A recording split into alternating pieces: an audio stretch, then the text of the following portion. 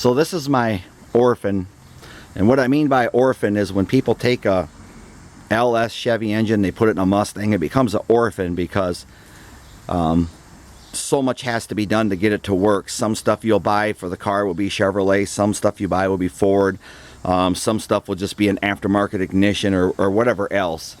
And that's what I mean by orphan. And this van, even though it's got a 360 Dodge motor in it, why I call it an orphan in, and I knew it when I bought it.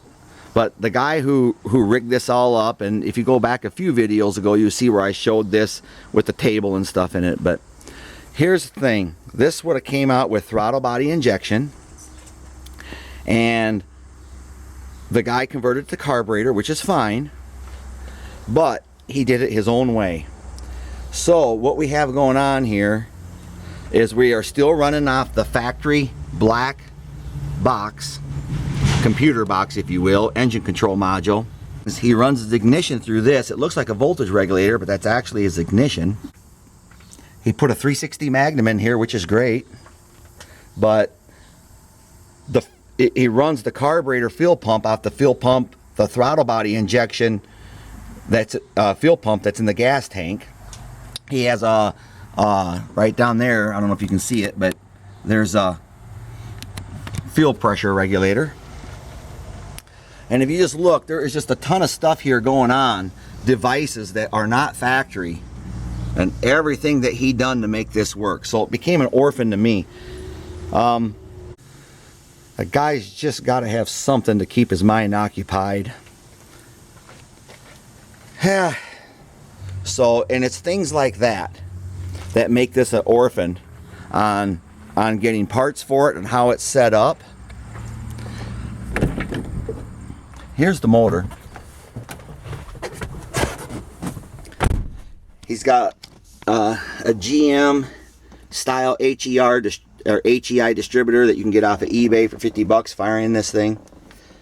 So there's just a lot that makes this what I call a difficult own in its current state. Really nice thing about working on this or thinking about it, I can just sit here and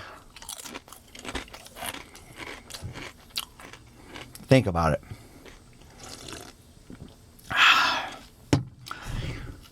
And think about it. The second thing is this doesn't make it an orphan, but this motor, it doesn't sound right to me, so I'm going to disassemble it. I'm going to see what's wrong with it. I knew it when I bought it. It doesn't sound right. It's got great oil pressure, but it doesn't sound right. And here's a couple of things that's wrong. When I pulled this distributor out, I looked inside there because one time I lost oil pressure, no oil pressure. So I spun it over, my oil pressure popped up, and it's had great oil pressure ever since. And I know what would cause that. There's a bronze gear because he's got a billet competition cam in here. And the bronze gear, little shavings come off of that.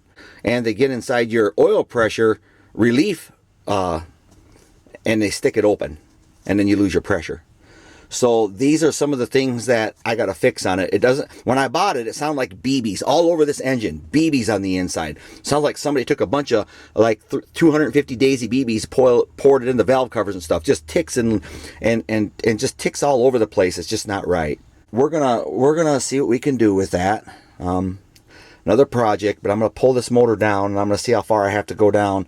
Have to go down to where I'm satisfied. So I'll post some updates, but this is my orphan. This is what we got to work with. I really like the van. That's why I bought it. It's really clean body, really clean on the inside. I love what he did back here. I like the new transmission. The rear end's been rebuilt with a brand new sure grip. There's a lot that he did right. There's just certain things that he did that only he understood, and I can't figure out a lot of how this is even operating. My Dodge 3/4 ton pickup over there has 280,000 on it now, over 280,000. That start that up and it just purrs like a kitten. Cold start.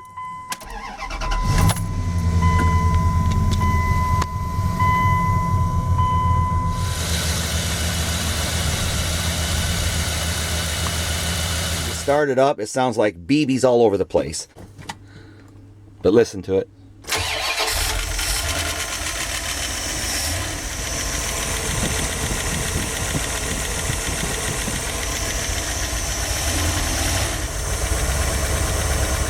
and there's just something not right with it, and I got to figure out what's going on with it.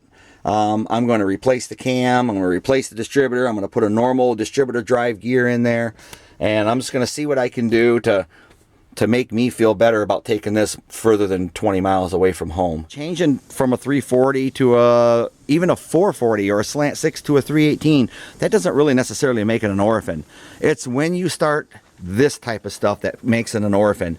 You start to have stuff that nobody's going to understand except the original person that did it. I got wires everywhere going in and out of the boxes. You know what that led to? If I leave this battery hooked up, it'll go dead in about a week and a half. Fully charged, just sitting here, nobody driving it, it'll go dead in about a week and a half. I tell you, this that's a real handy thing to have, especially at 2 o'clock in the morning.